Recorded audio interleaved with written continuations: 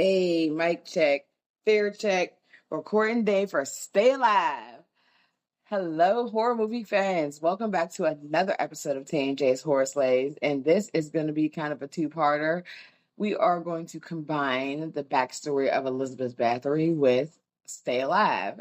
And we are very excited about this. More importantly, because we were talking and, you said that nobody is talking about Elizabeth Bathory right now, on account of what they're doing, what Netflix is doing with Monsters. So that being said, let's go. Let's go. This movie was released March 24th, 2006, directed by William Brent Bell. 12% on Rotten Tomatoes, which is crazy to me. I'm just saying. Starring John Foster, Samari Armstrong, Frankie Muniz, Sophia Bush, Jimmy Simpson. Stay alive. So before we get to Stay Alive, well, actually, let me rephrase that. So Stay Alive is a movie about a guy named Hutch, and Hutch just lost his childhood friend who he grew up with because his father was an abusive, crazy alcoholic. And he ends up playing the game that was the last thing his friend played before he died. And he pretty much brings along his girlfriend, his friends, her brother, and this random girl he met at his friend's funeral. Yeah, Crazy. it's 2006, you guys. So we're going creepy, annoying love story. So the game is based on a countess named Elizabeth Bathory. Now, backstory. According to Britannica.com, Countess Elizabeth Bathory was born August 7th, Jesus Christ, 1560 in, forgive me for how this is spelled, but I'm going to try to pronounce it the way it's said, near Bathory, okay, Hungary, and died August 12th, 1614 in Castle Kastis, Hungary, now in Slovakia. Forgive me, y'all. This is some shit. Anyway, she was a Hungarian countess who reportedly, which means as appears or is insinuated to be true, though not necessarily so, and or allegedly, tortured and murdered hundreds of young women in the 16th and 17th centuries. She was born into prominent Protestant Christian religious movement nobility in Hungary. Her uncle, Stefan Bathory, was king of Poland, and Bathory's family controlled Transylvania. I honestly didn't know half of this shit, so this was actually entertaining for me to learn. Yeah, me neither. I mean, I knew a little bit about it once I found out that she was a real person, obviously, because I mean, in 2006, let's be honest, I was like, oh, this is a great character. I thought they made it up.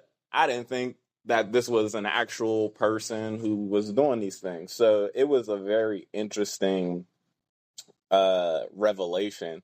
And me being who I am, being in love with horror and especially things that are based off of true events, I wanted to know how much of what they said in the movie was actually her life. So I did a long time ago do some research, obviously, but the more you read, the more you learn. No, seriously, I kind of figured once I started seeing some of the books. And don't get me wrong, things could be made for a movie, but I figured that they were real, and then I did kind of hear about it, and I was like, oh wow, that's actually crazy. But it's not, her story is not it's not something that's new, should I say. I've heard lots of stories about people, especially back in those days, doing like ritual practices of, bathing in the fountain of youth, I would say. Right, exactly. Which is funny because although I tend to believe, just because it makes it a better story to me. I mean, I'm sorry, I like to go with the better story. There are a lot of people who say that aspect of the story didn't come until way after she had passed, and they're not sure whether or not she was actually, like, they believe, yes, she did kill all of those women, her and her servants, but they are unsure about the bathing in the blood of virgin women. Yeah, I mean, considering they were young women, and sometimes they were talking about, even certain women were, because they were peasants, they were, their story wasn't really picked up, but there were a lot of them were murdered, but because they were the noblest women, that's why it was even a thing. Right. Which brings me into my next thing.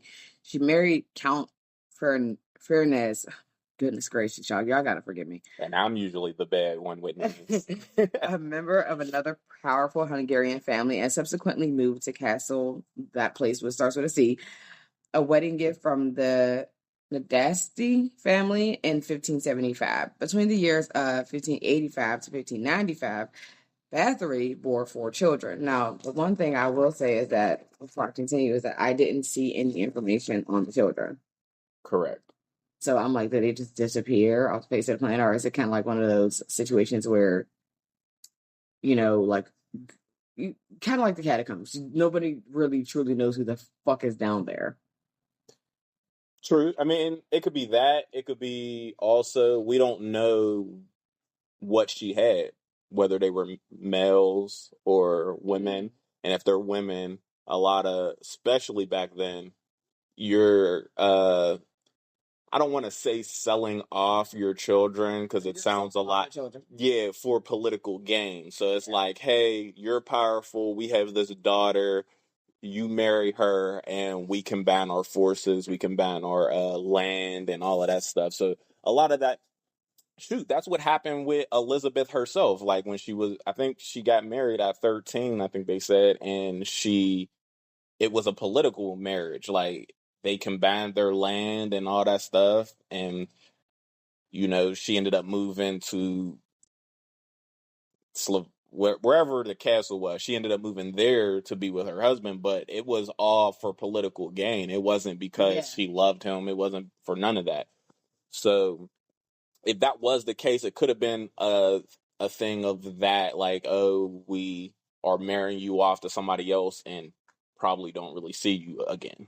Yeah, type of thing. I could see it being that, and then paying, or it was definitely easier back then to hide people. Nowadays we have like all types of records, and you can't even swipe a card without somebody finding out where you are. So I could see that being a thing. And hold on, real quick before you go back into it, and it could be that, and it could be just what you said as far as like hiding stuff. Once you find out that your mother brutally murdered a bunch of people and a bunch of women, and your nobility, like, just because, like, they're nobility, they're coming from nobility, so they're probably like, we don't want to be no parts of this. Yeah, I want to keep my strong name. I wouldn't. Yeah, exactly. Like, I'm keeping my name strong by distancing myself from her. And it was probably a little bit easier as well because her children have their father's last name. So as long as they're not considered Bathories, it's even more easy to hide. Huh. I didn't think about that. You make a really good point. But before I forget, I just want to finish her story so we can jump and stay alive. But I like this good talking point that we're having, though. For sure. After her husband's death in 1604, rumors surfaced accusing Bathory of cruelty, and by 1609, there were claims that she unalived women from noble families. Her cousin, we don't know his name, Count Palatine of Hungary, was ordered by Matthias, king of Hungary at the time, to investigate. Excuse me, family drama. But after taking dispositions from those surrounding her estate, the court determined Elizabeth tortured and killed more than 600 girls, Jesus Christ, with assistance from her servants. December 30th, 1609, Bathory and her servants were arrested. Some servants were on trial, and in 1611, they were on trial in 1611, and 3 were executed. Although never tried, Elizabeth Bathory was confined to her chambers at the castle until her passing. And that is the end of Elizabeth's life. And I just think that a part of me what I want to know more. Like, I wouldn't go investigate because I feel like I would go missing, but I definitely want to know more about what actually happened around this time with this woman's life. And then also, if she was not murdering young girls, who the hell was murdering them and framing her? Yeah. I mean, to be honest, I truly I do think she did. believe, yeah, I 100% think she did. That's what I was about to say. Like, I actually believe 100% that she did it because, first of all, you can't get away. Like, if it, like, let's just say frame job. If it was a frame job, it would have to be another nobility. It would have to be because the only way you can get away with murdering 600 people, No, more than. more than 600, and then you also got to think of the time where she was active. It was a very short time frame, so you're in that small, maybe 10 years of activity of killing, you're killing over 600. You know how many people a day you have to be killing to have over 600 Yeah, that's in that. Yeah, like, it's insane. And it's just crazy that was able to get away with it for that long. But like I said, as nobles, you literally could do what you want. She had servants, and they call them servants, but a lot of them are, I would consider slave. Like, you're a slave, kind of. You're doing everything for these people. They just call it servants to make it sound better, I guess. I don't know. I mean, servant and slave sound comparable to me. Honestly, it's fucked up. I think to be servant sounds worse than slave. I mean, yeah, it depends on where you stand on that on the issue for real. They're not both terrible, and being a slave actually technically by textbook isn't. I mean, it's worse, but I'm saying the word just sounds harsher to me because it's like it reminds me of like I live to serve you. Like, Yeah, it just makes me feel like that. Like, literally.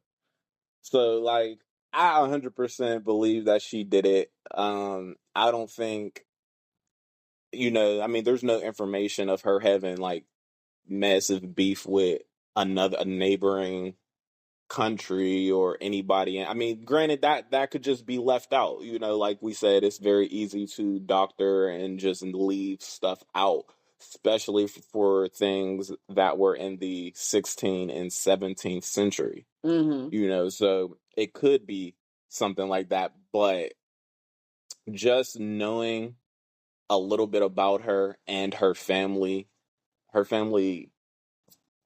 were kind of known for cruelty. right. And they even say that they feel as though she was taught by her family to be cruel. So it's like, Probably. like, how, when you have that type of information, it's kind of hard to not believe that it happened, like, from her.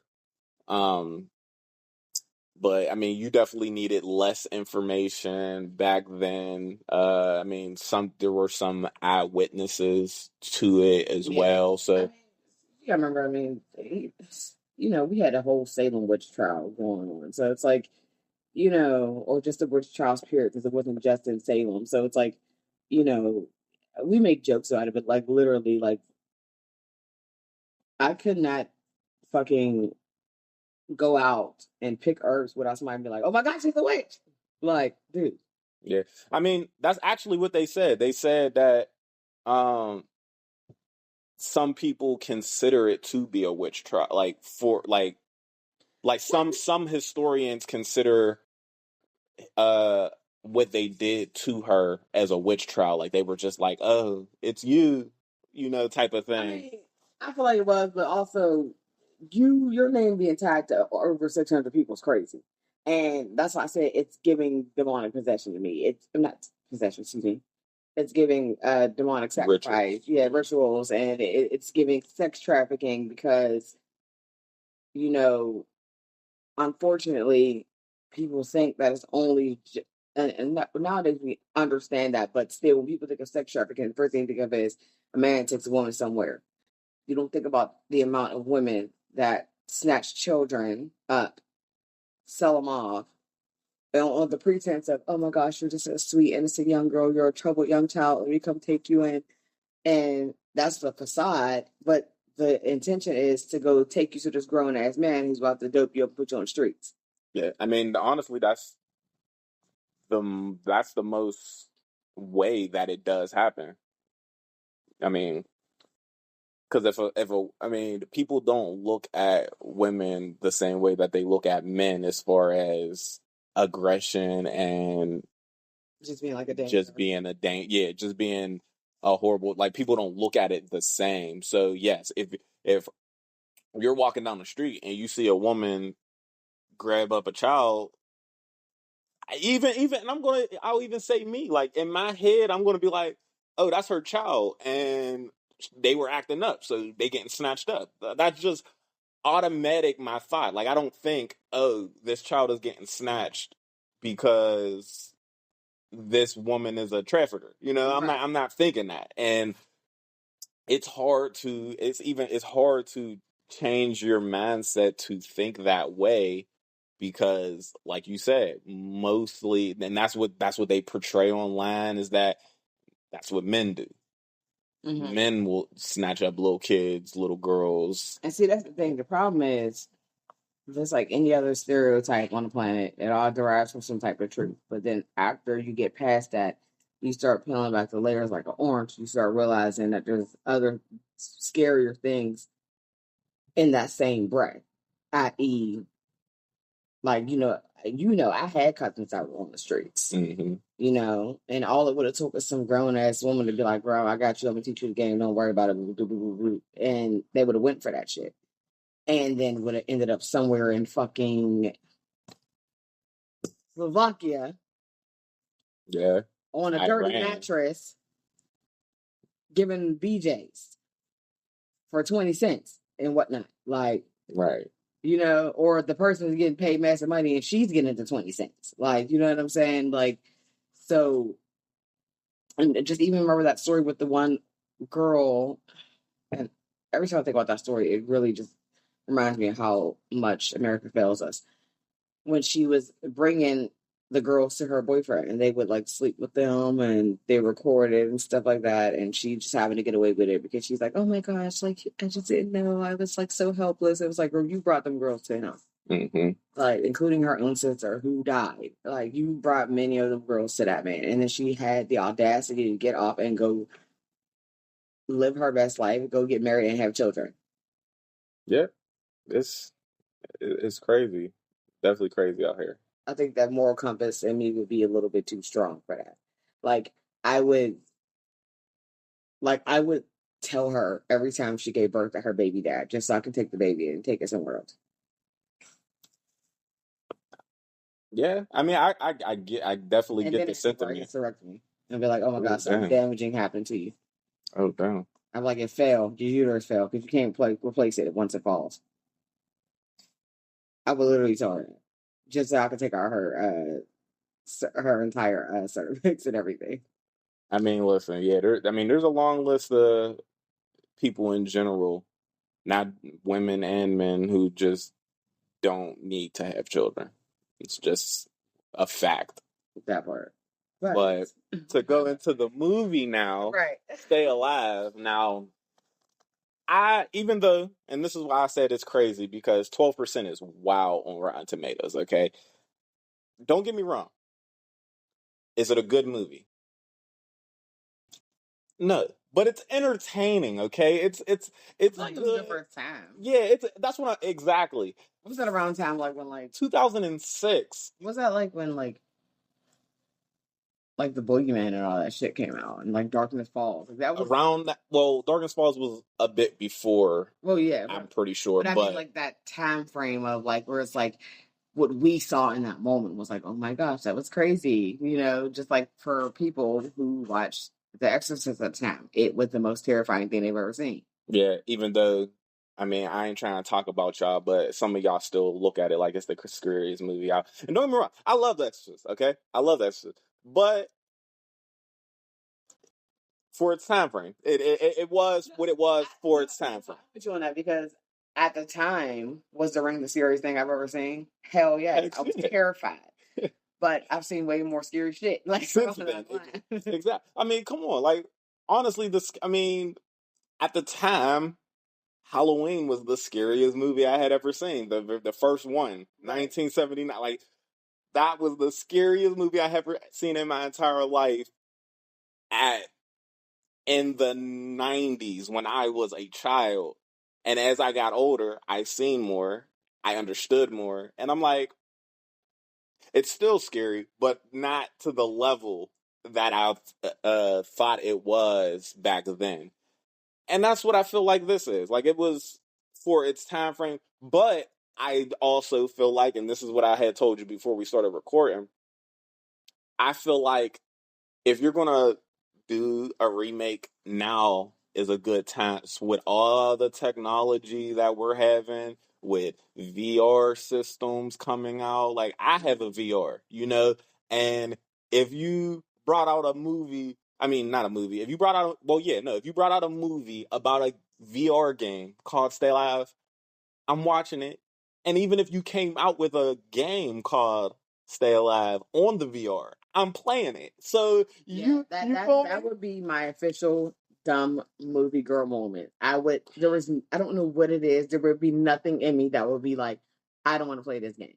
That would be my stupid, like, and I hate dumb decisions. Well, we collectively hate dumb decisions in horror movies. That would be my dumb decision. I'm telling you. You're allotted. I'm gonna tell you, you're allotted a dumb decision, and that would be it for me. I 100% agree.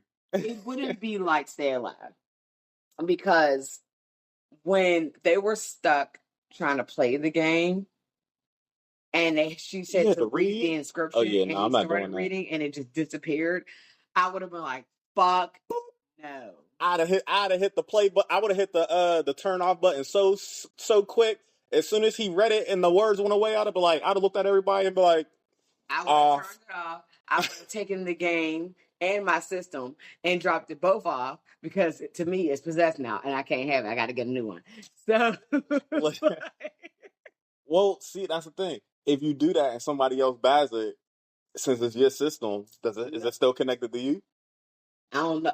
I wonder, because no, I don't think they did that. They kind of sort of was along that line in Countdown, which that's another one we should actually do, because I've seen it once, but I've seen it twice. Once all the way through. The second time it was on TV, and I caught it like halfway. Okay, so I did see it twice. That was recently. I lied. So it was on. It might have been on when I was getting one of my tattoos done, and I seen it, and I was like, "Hey, I remember that movie." Yeah. But yeah, no. I wonder. I mean, if that does happen like that, that's fucked up. But or regardless, I'm returning everything. But yeah, so I that would be my allotted stupid movie girl moment to play the game. Like I said, I totally agree.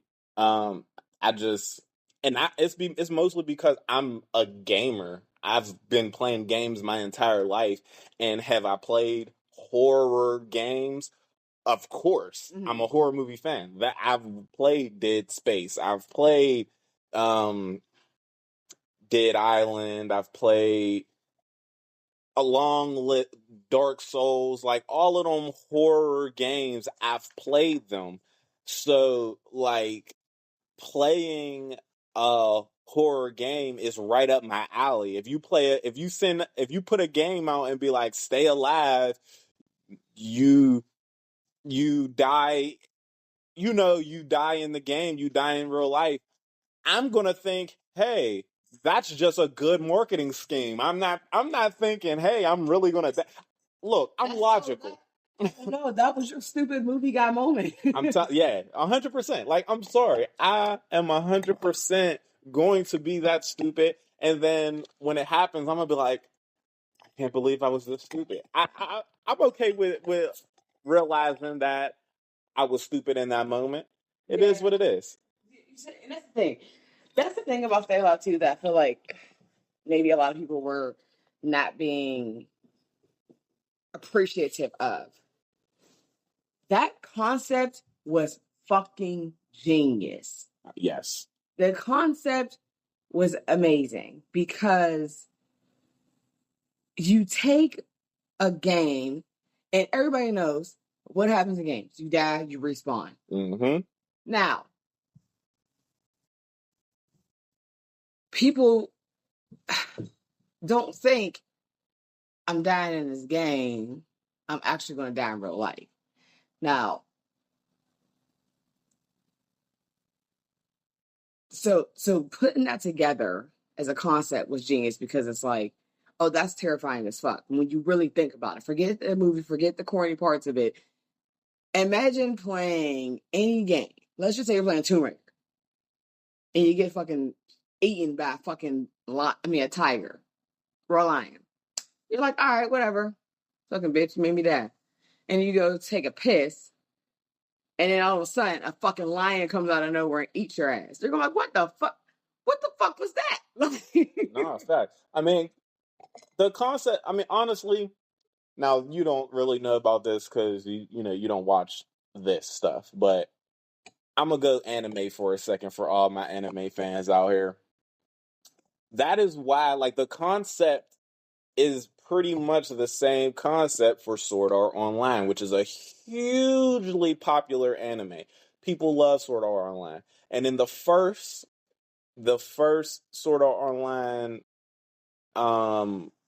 season, that's what it was. These people bought a new, and it was VR, so it was an updated version. It was VR. You get put in this game, and the people who went into the game get trapped in there. And the owner of the game, I can't remember what he exactly did, but he made it so the people can't get out. And the people, when they died in the game, their actual body had like a seizure and some other stuff, and they ended up dying in the game. So it's like, yeah, so it's like obvious, like for Sword Art Online, like now the execution in Sword Art Online was immensely better than Stay Alive, but it's also a it's animation where Stay Alive, you're asking actual people to try to make this feel real. I think they could have did it, and like you said, I think they could definitely do like a remake. I 100% believe that they could have done it. Like, that's what I'm saying. It was a great. It's still to this day a great concept. It was just poorly executed. Yeah, I just feel like there's certain things that they didn't need. I didn't really give a shit about Hutch and Abigail's little fake ass. I love you, even though I'm with October, especially because when you do stupid shit like that, okay, I'm sorry, because Hutch is with October. She's our really hot gothic chick, and she has a funny ass brother named Finn. I talked about him on my podcast, Blue Jay TV. He was check it out, by the way. Sorry, check out that episode. It was a great episode. I listened to it myself. I'm a fan of Blue Jay TV. So go over there, check it out, watch that episode, and give your opinion on what she said in that episode. Thank you. Okay. Yeah, you're good. Because Finn, to me, was the meat and potatoes of the entire movie. But before I get to that, so like I said, he met Abigail randomly at his friend Loomis' birthday. I mean, birthday, Jesus Christ. That would be nice if it was his birthday. It was his funeral. But and she randomly took a picture of him, which is so random. I mean, the whole encounter was awkward, and then like them two kind of started liking each other, and then again it pissed me off because A, we didn't need that, and A, we didn't need it. B, it took up time. C, there was nothing between him and October that made you think that their relationship was falling apart. Like they never fought, they never hated each other. They were very loving towards each other. And then there's him and Abigail. It made zero freaking sense to me. So I agree. I was very much like, what the hell? Yeah, like we could have literally taken a good chunk of that out and added something else to it. Because even him discussing his backstory. Yeah, the fear of. I just felt like that was quick and rushed, where it's just like, okay, I'm afraid of fire. It was terribly placed.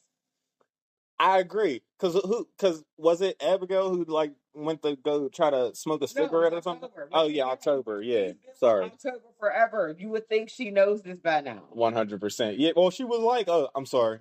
That was after he flinched. True. So that's what I'm saying. Like it's like me. That's like you bring a tarantula in the house, and I'm fucking gonna panic. And you're gonna be like, oh shit, my bad.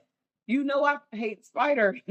Like That's facts. you know what I'm saying? Like so, it's just that part of the movie, and again that 2006 bullshit is what I'm talking about. That era of we're just throwing random love triangles in places for no reason is really what bothered me. But again, where they totally went right with, and I'm gonna be honest, my two favorite characters, hands down, are Finn Yep. and Switch. It's Frankie Muniz' character, Yeah. right? Yes. Perfect. Oh, Like, wait. I so think it's Swank, actually. Yeah, Swank. you better with names than me. We won't call him motherfucker Frankie for the remainder of this episode. So Facts. anyway, Finn and Frankie were my two favorite characters, and honestly, they need a back brace for carrying that fucking movie. 100%. Because literally, I'm not going to say I hated everybody else, but I just didn't give a shit. I didn't care about October. No offense. She was gorgeous. But I didn't care when she died. Spoiler. If you haven't seen it. I mean, honestly, if you haven't seen it, it's your fault. That's literally your fault. But like, I didn't care about that. I didn't care about almost anybody else. Yeah. Hutch, I didn't care about him. I definitely didn't care about the random chick he found at his friend's funeral. Oh, Abigail? Yeah. I was like, okay, whatever. I don't give a shit.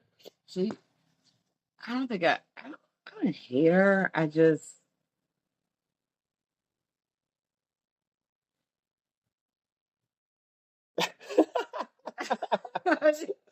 I'm sorry, y'all. I know there was a little bit of a pause there, but y'all didn't see her face right at that moment. It was hilarious. It just, I mean, I would have been happier, low key, had she got with him. Yeah. Like, you know, especially when she was like when she was like, when he was like, who's that, Abigail? She's like, yeah. He's like, what's up, mama? I'm telling you, listen, Finn. I mean, both Finn and Frankie carried the movie, but let's be completely honest.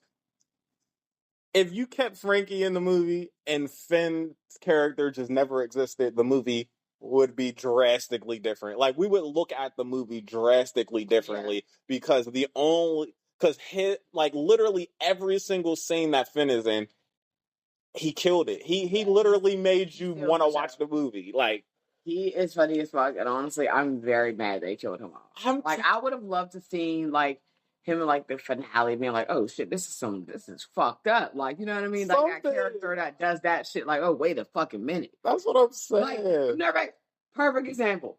On Freddie vs. Jason, he was like, why don't you go buy yourself a pig to fuck? And then when he twisted his head, he said, son of a bitch. Son of a bitch. Like, I would have loved to see that type of reaction of, oh my gosh, what the fuck did I just get myself into? Swear, like, that's what I'm saying. Like, I feel like, I mean, don't get me wrong. His death was okay. It was okay. It could have been better. That was some bullshit. And I'll tell you why. Because he saw the dark clouds on all that dumb shit. He saw the girl in his mirror and swerved. He swerved and stopped.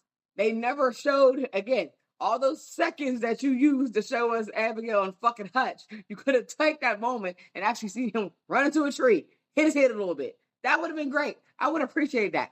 So he's calling, and I'm like, all you did was swerve and move to the side. Fuck is you calling us for? Get in the car and drive. Well, I thought he did try. Like, his car wouldn't start no more. When he, for whatever reason, that's what I'm saying. That's why it was lazy. There's another cut of it because I think it's the one, the DVD. There's the red one. I think has the extended shit on it. And then the blue one has specifically, I think, of that scene of him trying to start the car, which is fucking, again, make it make sense. But even that's what I'm saying, like that, and that's where I feel like the laziness comes. Where I was like, it was poorly executed because a lot of things, like, okay, he swerved and that made his car not be able to start anymore. Like, make it make sense. Like, okay, if I would have appreciated it more if maybe you had it raining earlier in the day. He swerves and now he's in a mud pit, and it's like, Yeah. that I could appreciate. Yeah, but it's just like, oh, his car doesn't start anymore, and it's like, And that depends on okay, which version you actually seen. exactly. So it's just like, okay, what's the point? Yeah. You know. So it was just like, I think the could have been best better. scene for me, or scenes, will probably be the backstory of Elizabeth. I think those were 100% greatly executed. I won't say great because I mean there could obviously be better, better. but I think they were really they're executed nicely. Some of the best parts of the movie are that. So, and I'm sorry, like I hope they meant for this shit to be funny, but nothing makes me laugh harder than when they were in that dude's plantation house, aka Elizabeth's plantation before the back of her chambers, when they were talking about like the house and the game and all that stuff, and he's like, "Are you trying to say I have something to do with that? Is that what you're saying?" And he sat up all slow. Like that shit was funny as fuck. Like, and then when he showed him the photos, he's like, "Oh Jesus, okay, there's a book." Like he went from tough to oh shit. like this little stupid shit in movies like that I think is so hilarious. Like that, it's little stuff like that made it entertaining for me.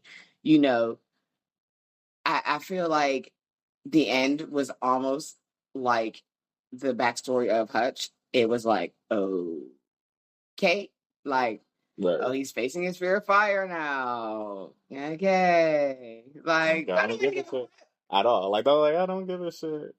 Especially because y'all, like that's what I'm saying. Y'all didn't go into very big deep. Like, okay, he was in an abusive household, and caught fire, and now he's afraid of fire.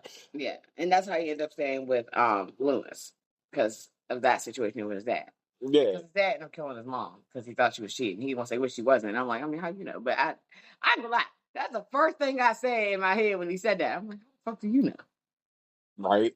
But it's just like that's what I'm saying. Like it's just I get it, but it just and I feel like a lot of movies in that time frame, 2006, 2007, were rushed. Like they're just trying to get the point across, get the movie over with, and that's where you kind of mess up because I feel like this could have been like a The Ring type of movie where you have sequels because at the end of the movie, the game is in the freaking game shop. That's what I'm saying. Because the gamer dude who made the game is dead. He got murdered. Yeah. So probably from playing the game. I don't even remember. That probably is what happened. But the bigger faux pas with that is you could have been like The Ring and actually made us understand that, excuse me, burning the castle down, the chambers and all that shit, burning the plantation, whatever the hell, that literally just spread her like wildfire. Mm-hmm. That would have made more sense, but just leaving it up to chance like that and have no explanation at all, it was it's very lazy. And definitely lazy. And I was just like, all right. And then you didn't give us a part 2. Hell, you gave us a Freakier Friday when you didn't give us a stay alive or nothing. Stay more alive. Stay alive to the 12th hour. What's wrong with you? Like, just saying. Well, this is my wish that they go ahead and someone take it and make it what it should have been. Yeah. Put the new aspects on it, put it in VR, all of that good stuff, and make it better. Especially with all the stuff that we had. Like, we have great movies that have been dropping lately. Like, you can take this great, amazing concept and just bring it home. Just and hopefully get some good actors in it. Definitely get some good actors. Drop that love story, please. For the love of God. God, yes, please. Honestly, you can completely remake the cast. You don't even have to give us the Finn. Bring us Finn. I'll take the brother and sister, but I mean, if they're all just friends, I'm fine with that. Yeah, I totally agree. That's such a cheap fucking ploy to me is add love to shit. Like everybody's not. Everybody's not in love, bro. Everybody's not falling apart and being like, oh my God, I need you in my life. Like, everybody's not doing that. There are groups of friends that are just groups of friends that hang out. You can do that and make it. Yeah, And I feel like you can have somebody have a relationship. And I mean, let's be honest, a lot of relationships are like this. There's one of the people in the relationship who is a hardcore gamer, and the other person is like, I could give two shits about this. Yeah. They can be in a relationship with somebody, but they don't have to also be a part of the game. Even that, I feel like they'll just fuck it up. Just stick to the normal relationship and just make me happy. Like, me personally, I am asking for not a friend for myself. Please, for the love of God, drop the relationships. I don't even care if the person is in a relationship outside of this story. I just need to see normal people doing normal shit. I can agree with that. I don't know. But with that being said, I will say, I don't even know if I want to give it a scary score because it's not scary to me. Is the concept scary? Yes. Our concept wise, the concept to me is about a 9.5 out of 10 because the concept is awesome. Execution wise, it's like a 4. Do I like that movie? Yes. Do I watch it? Yes. Is it my guilty pleasure? Of course. Of course. But I'm not going to give it. We got plenty of those. Yeah. We got plenty of those. Freddy versus Jason, guilty pleasure. We watch it all the time. Brad and Chucky, guilty pleasure. It's not a great movie, but it's entertaining, and you love to watch it. So that's how I feel about it. I'm gonna let you say what you got to say because I love y'all, but my ball just fell off my lip piercing, and I'm holding on for dear life right now. I'll probably say about this. I'll say concept wise, because I'm a hardcore gamer and I love my games, I'm gonna give it a 10 actually, because this is 100% something that could and would probably happen to me. Mm-hmm. So I'll give that a 10. Execution, I'll give it a 3. Mm-hmm. Like I said, there's a lot of funny, like some of the best parts of it are the funny parts, and that's not what makes a good horror movie. Mm-hmm. So, like 3, but it is a guilty pleasure. It's something that I will continue to watch. It's just, it is what it is. And Netflix, you heard him. Do Elizabeth Bathory, please. Yes, please. I'm literally begging. Ted Bundy, anything, I'm going to scream. Or just someone that we don't see enough about. Like, don't do the same characters that we've seen over and over and over and over again. And honestly, y'all don't have to keep coming out with shows about serial killers. Sometimes I would like to see, and even as sad as it sounds, sometimes I would like to see things about victims. And that's just to see their life, their hopes, their dreams, things that, and don't butcher, don't make them seem like they're a terrible person either. Don't do that. I would like to see some happy stuff, and then almost like how you do celebrity movies, or you see oh, this happened and they were good at this point, and then oh, this is the tragic thing that happened at the end. You can do that. Especially because I said sometimes even what Meep Top said, I'm agreeing with that. Sometimes you just imagine that's Jonah, and he was brutally tortured and murdered, and then every 5 to 6 years, we got to keep seeing a documentary come out about it, or the killer keeps getting fucking notoriety. Yeah, notoriety, and that's come on now. We just got to stop being insensitive. There's a lot of shit that I don't give a fuck about y'all being sensitive about.